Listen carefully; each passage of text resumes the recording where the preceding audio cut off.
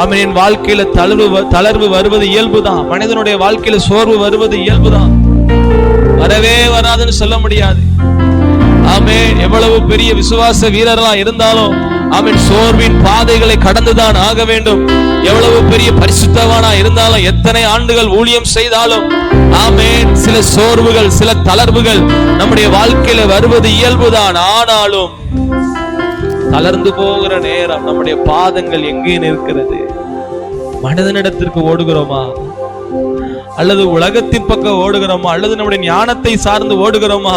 ஞானத்தை பயன்படுத்தி இதை எப்படியாவது மாத்திலான்னு செய்யறோமா? இல்ல தாவீதை போல கர்த்தருக்குள்ளாக தன்னை திடப்படுத்தி கொண்டு தேவ சமூகத்திற்கு நேராக போகிறோமா?